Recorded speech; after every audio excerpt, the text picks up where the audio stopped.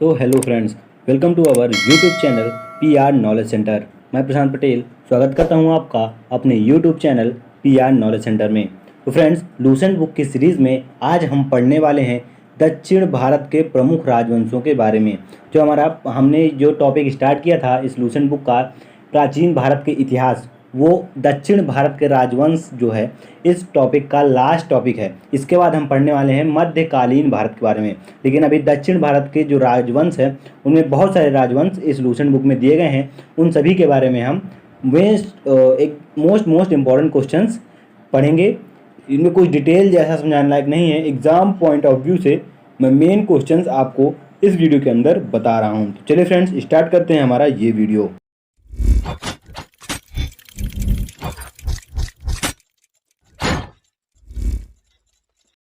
दक्षिण भारत के प्रमुख राजवंश। दक्षिण भारत के प्रमुख राजवंशों में से सबसे पहला वंश आता है पल्लव वंश। तो पल्लव वंश के कितने इंपॉर्टेंट क्वेश्चंस हैं वो सभी इंपॉर्टेंट क्वेश्चंस अब हम पढ़ते हैं। तो हमारा पहला क्वेश्चन है, पल्लव वंश का संस्थापक कौन था? तो पल्लव वंश का संस्थापक सिंह विष्णु था। पल्लव वंश ने अपने वंश की राजधानी कांची रखी थी। कहाँ थी फ्रेंड्स इसकी राजधानी? कांची थी। पल्लव वंश की राजधानी कहाँ थी? दूसरा क्वेश्चन यही है। तो पल्लव वंश की राजधानी कांची में थी। अब तीसरा क्वेश्चन है, किरातार्जुनीयम के लेखक कौन हैं?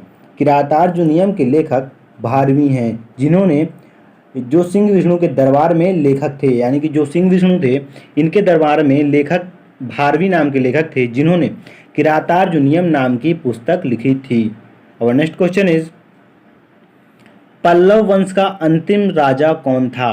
पल्लव वंश का अंतिम राजा अपराजित वर्मन था। नेक्स्ट क्वेश्चन है, मत्तविलास प्रहसन की रचना किसने की थी? मत्तविलास प्रहसन की रचना महेंद्र वर्मन ने की थी। अपना अगला क्वेश्चन है, महाबलीपुरम के एकाश्म मंदिरों का निर्माण किसने कराया था? तो महाबलीपुरम के एकाश्म मंदिरों का निर्माण नरसिंह वर्मन प्रथम ने कराया था। अब इन मंदिरों के बारे में थोड़ा और हम जान लेते हैं। जो महाबलीपुरम के एकाश्म मंदिर हैं इनका निर्माण नरसिंह वर्मन प्रथम ने कराया था। लेकिन इन मंदिरों को रथ कहा गया है, मतलब जितने भी मंदिर इनसे बनवाए थे उन सभी मंदिरों को रथ कहा जाता था। यह टोटल 7 मंदिर हैं। नरसिंह वर्मन प्रथम ने 7 मंदिर बनवाए थे।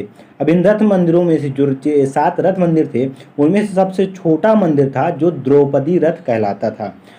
और next question is, Narasimha Varman प्रथम ने कौन सी उपाधि धारण की थी? तो नरसिंह वर्मन प्रथम ने महामल्ल और वातपी कोंड की उपाधि धारण की थी।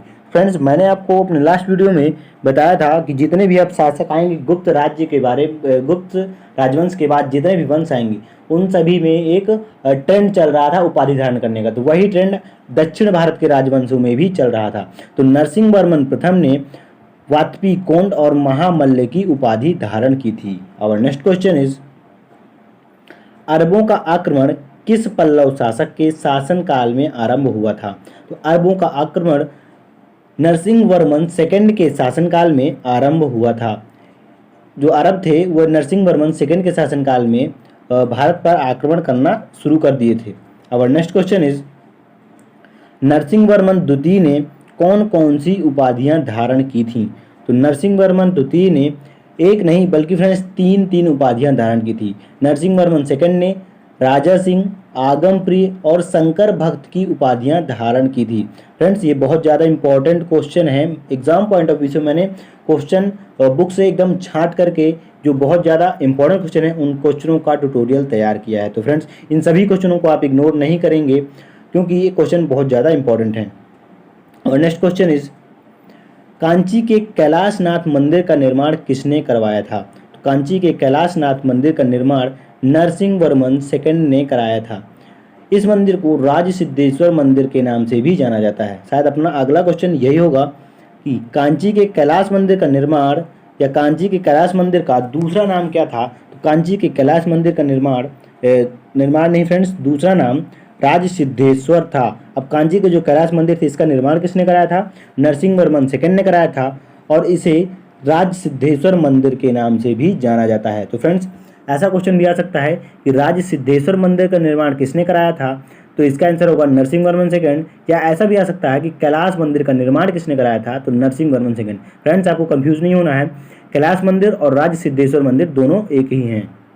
और नेक्स्ट क्वेश्चन इज 10 कुमार चरित्र के लेखक कौन हैं? तो 10 कुमार चरित्र के लेखक दंडी हैं, जो कि नरसिंह वर्मन सेकंड के दरबारी कवि थे। जो दरबारी नरसिंह वर्मन सेकंड थे, इनके दरबार में दंडी नाम के लेखक रहा करते थे। इन्होंने ही 10 कुमार चरित्र की रचना की थी। और नेक्स्ट क्वेश्चन इज राष्ट्रकूट राजवंश से। तो हम आपने आज इसके बाद हम आ जाते हैं राष्ट्रकूट राजवंश में। राष्ट्रकूट राजवंश में हमारा पहला क्वेश्चन है, राष्ट्रकूट राजवंश का संस्थापक कौन था? तो राष्ट्रकूट राजवंश का संस्थापक दंतीदुर्ग था।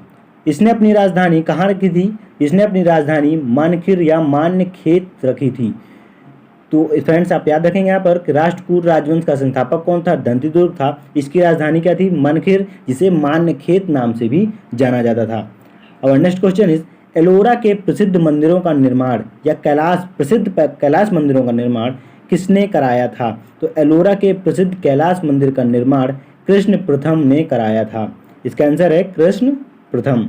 और नेक्स्ट क्वेश्चन इज राष्ट्रकूट राजवंश का पहला शासक जिसने कन्नौज पर अधिकार किया था। इसमें क्वेश्चन पूछा गया है कि राष्ट्रकूट राजवंश का ऐसा कौन सा शासक था जिसने कन्नौज पर अधिकार किया था, यानी कि इस शासक के पहले और किसी राष्ट्रकूट राजवंश के शासक ने कन्नौज पर अधिकार नहीं किया था। तो वह राजा था ध्रुव। ध्रुव एक ऐसा शासक था राष्ट्रकूट राजवंश का जिसने कन्नौज पर अधिकार किया था। और नेक्स्ट क्वेश्चन इज ध्रुव को और किस नाम से जाना जाता था? वही ध्रुव जिसने राष्ट्रकूट राजवंश का जो शासक था और कन्नौज पर अधिकार किया था इसने, और इसने ध्रुव को किस नाम से भी जाना जाता था, यानी कि इसका दूसरा नाम भी था। इसका दूसरा नाम था धारावर्ष, यानी कि ध्रुव को धारावर्ष नाम से भी जाना जाता था। और नेक्स्ट क्वेश्चन इज कवि राजमार्ग की रचना किसने की थी? कवि राजमार्ग की रचना अमोघ वर्ष ने की थी। कवि राजमार्ग की रचना किसने की थी? अमोघ वर्ष ने की थी। फ्रेंड्स यहाँ पर एक मोस्ट इम्पॉर्टेंट क्वेश्चन तो नहीं, लेकिन थोड़ा सा क्वेश्चन बनता है कि पल्लव, पांड्य, केरल एवं गंग शासकों के समूह को क्या कहा जाता था? या क्या कहा जाता था नहीं फ्रेंड्स, पल्लव, पांड्य, केरल एवं गंग शासकों के समूह को किसने नष्ट किया था? जो ये शासक थे पल्लव, पांड्य, केरल और गंग के, इन्होंने अपना एक ग्रुप बनाया हुआ था। तो इस ग्रुप को गोविंद थर्ड नाम के शासक ने नष्ट कर दिया था, ऐसे बर्बाद कर दिया था। जो गोविंद थर्ड थे ये राष्ट्रकूट राजवंश के ही एक। और नेक्स्ट क्वेश्चन इज अरब निवासी अल मसूदी भारत किसके शासनकाल में आया था? तो अरब निवासी अल मसूदी जो था ये भारत इंद्र थर्ड के शासनकाल में भारत आया था। इसके पहले जो मैंने आपको क्वेश्चन बताया कि कवि राजमार्ग की रचना किसने की थी, अमोघ वर्ष ने की थी। लेकिन अमोघ वर्ष के बारे में एक बात मैं आपको बताना भूल गया यहाँ पर कि अमोघ वर्ष जो थे इन्होंने तुंगभद्रा नदी के किनारे जल समाधि लेकर जीवन का त्याग कर दिया था। और नेक्स्ट क्वेश्चन इज राष्ट्रकूट शासकों का सर्वश्रेष्ठ शासक किसे कहा जाता है? तो राष्ट्रकूट शासकों का सर्वश्रेष्ठ शासक इंद्र थर्ड को कहा जाता है। और नेक्स्ट क्वेश्चन इज राष्ट्रकूट वंश का अंतिम शासक कौन था? तो राष्ट्रकूट वंश का अंतिम शासक कृष्ण थर्ड था। और नेक्स्ट क्वेश्चन इज एलोरा एवं एलिफेंटा गुहा मंदिरों का निर्माण किसके समय में हुआ था? तो एलोरा एवं एलिफेंटा गुहा मंदिरों का निर्माण राष्ट्रकूटों के शासनकाल में संपन्न हुआ था। जो एलोरा में 34 शैलकृत गुफाएं भी जो बनाई गई थी ये इन्हीं के राष्ट्रकूटों के शासनकाल में भी बनाई गई थी। अब इनमें से जो 34 टोटल गुफाएं थी इन्हें एक एक करके नंबर दिया गया था, जैसे कि 1 2 3 करके एक टोटल 34 नंबर दिए गए थे। अब इनमें से 1 से जो 12 संख्या तक की गुफाएं थी इन्हें बौद्धों की गुफाओं के नाम से जाना जाता है, यानी कि 1 से 12 संख्या तक की जो गुफाएं थी 1 नंबर से 12 नंबर तक उन्हें बौद्धों की गुफाएं कहा जाता था। उसके बाद आती हैं 13 से 29 तक जिन्हें हिंदुओं की गुफाओं के नाम से जाना जाता है, यानी कि 13 से जो 29 तक की गुफाएं हैं वो हिंदुओं की गुफाओं के नाम से जानी जाती थी। और 30 से 34 तक की जो गुफाएं हैं वह जैनों की गुफाएं हैं, यानी कि फ्रेंड्स एक बार मैं आपको रिपीट कर देता हूँ, जो एलोरा एवं एलिफेंटा की गुहा मंदिर को जो गुफाएं हैं वह इनका निर्माण किसने कराया? राष्ट्रकूटों ने कराया। इनकी टोटल संख्या कितनी है? 34 है। इनमें से 1 से 12 तक की कौन सी गुफाएं हैं? बौद्धों की। 13 से 29 हिंदुओं की। 30 से 34 जैनों की। इसके पहले मैंने आपको जो क्वेश्चन बताया था कि राष्ट्रकूट वंश का अंतिम शासक कृष्ण थर्ड थे, तो इनके दरबार में कवि रहते थे जो कन्नड़ भाषा कवि पूर्ण थे। इन्होंने शांति पुराण की रचना की थी। यहाँ पे इंपॉर्टेंट क्वेश्चन बनता है, मैंने यहाँ पर नहीं दिया है लेकिन फिर भी मैं आपको बता देता हूँ, आप इसे नोट कर लें कि कन्नड़ भाषा के कवि पूर्ण ने शांति पुराण की रचना की थी, जो कि कृष्ण थर्ड के दरबारी कवि थे। अब नेक्स्ट क्वेश्चन इज, एलोरा की किस गुफा संख्या में भगवान विष्णु को नरसिंह रूप में दिखाया गया है? तो एलोरा की गुफा संख्या 15 में भगवान विष्णु को नरसिंह रूप में दिखाया गया है। जैसे मैंने अभी आपको पहले बताया कि 13 से 29 तक की गुफाओं में हिंदुओं की गुफाओं माना जाता है, इसीलिए गुफा संख्या 15 में भगवान विष्णु की मूर्ति बनाई गई है जो कि नरसिंह रूप में है। और नेक्स्ट क्वेश्चन चालुक्य वंश से है। अब चालुक्य वंश जो था ये कई सारे पार्ट में डिवाइड था, जैसे कि चालुक्य वंश कल्याणी, चालुक्य वंश वातापी और चालुक्य वंश बेंगी। इन 3 पार्ट में चालुक्य वंश डिवाइड था। तो सबसे पहले हम स्टार्ट करते हैं चालुक्य वंश कल्याणी से।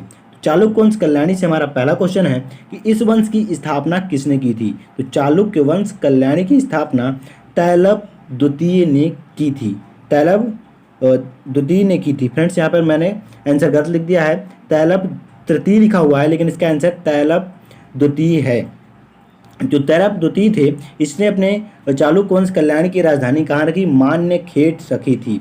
इसके बाद अपना नेक्स्ट क्वेश्चन है, कल्याणी के चालुक्य वंश का सबसे प्रतापी शासक कौन था?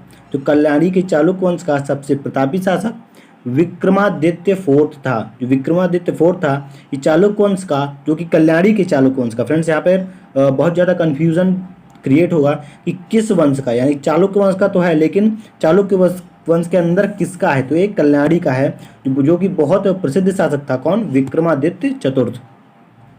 अब नेक्स्ट क्वेश्चन इज, मिताक्षरा और विक्रमांक देव चरित्र किसने लिखी है?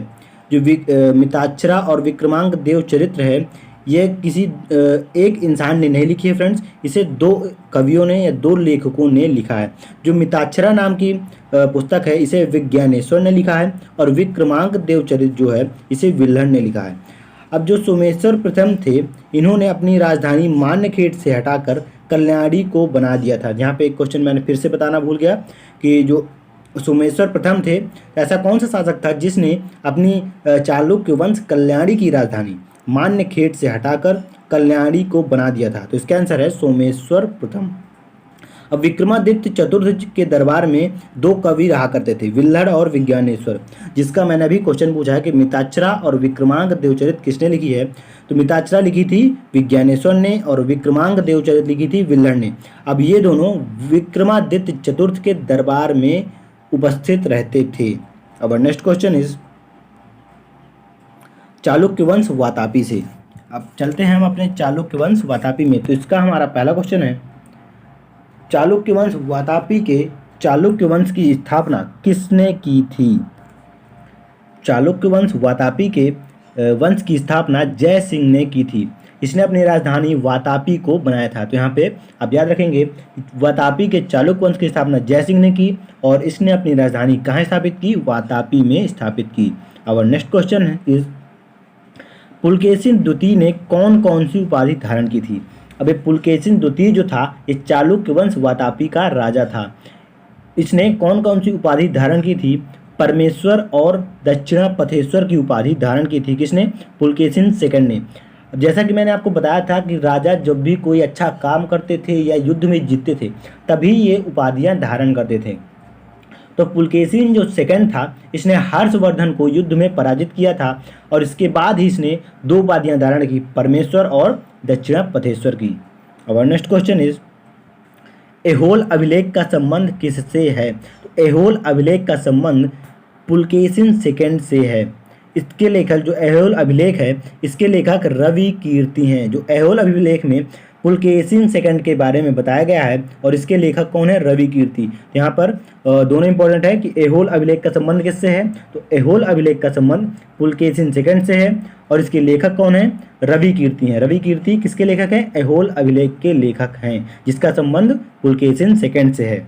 और नेक्स्ट क्वेश्चन इज शकलोत्तर पथनाथ की उपाधि किसने धारण की थी? तो शकलोत्तर पथनाथ की उपाधि विनयादित्य ने धारण की थी, जो कि चालुक्य वंश वातापी का ही एक शासक था। और नेक्स्ट क्वेश्चन इज अवनिजनाश्रय की उपाधि पुलकेशी को किसने दी थी? जो अवनिजनाश्रय की उपाधि थी, ये पुलकेशी जो चालुक्य वंश वातापी का ये भी एक शासक था, तो उसको किसने दी थी ये उपाधि? जो पहले शासक हुआ करते थे वो अपने जैसे जिनसे प्रसन्न हो जाते थे, जो उनके लिए अच्छा काम करते थे, उनको अपनी उपाधि दे दिया करते थे। तो अवनिजनाश्रय की उपाधि पुलकेशी को किसने दी थी? तो अवनिजनाश्रय की उपाधि पुलकेशी को विक्रमादित्य चतुर्थ ने दी थी। अब विक्रमादित्य चतुर्थ जो थे ये इन्होंने अवनिजनाश्रय की उपाधि अपने भतीजे को ही दी थी, जो कि पुलकेशी था।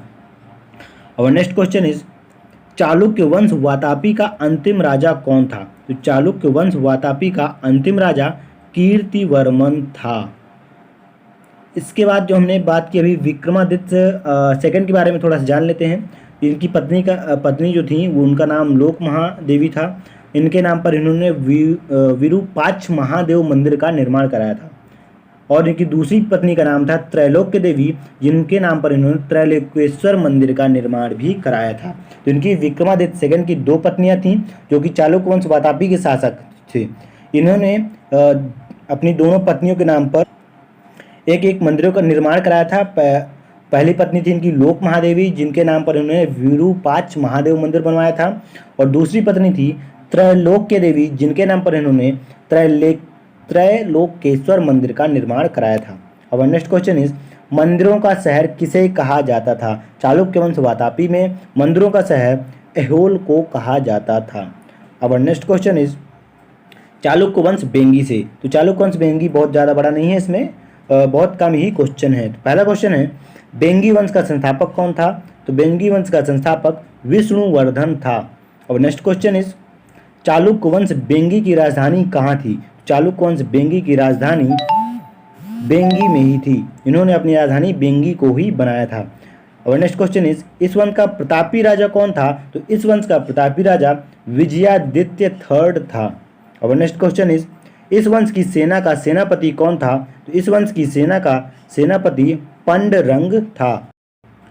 तो फ्रेंड्स ये थे हमारे दक्षिण भारत के राजवंशों में से कुछ राजवंश। अभी दक्षिण भारत के राजवंश में बहुत सारे राजवंश आते हैं, क्योंकि अब इस वीडियो में आपको इतने ही राजवंशों के बारे में बता रहा हूँ। अपने नेक्स्ट वीडियो में हम पढ़ेंगे चोल राजवंश के बारे में, और बहुत सारे राजवंश है, जैसे चोल राजवंश हो गया, फिर पाल वंश आएगा, फिर सेन वंश आएगा, फिर कश्मीर के राजवंश आएंगे, और उसके बाद गुर्जर प्रतिहार राजवंश, गढ़वाल राजवंश, चहमान, परमार, ऐसे बहुत सारे राजवंश, चंदेल राजवंश, सोलंकी और गुजरात राजवंश, फिर कलचुरी राजवंश, फिर सिसोदिया वंश।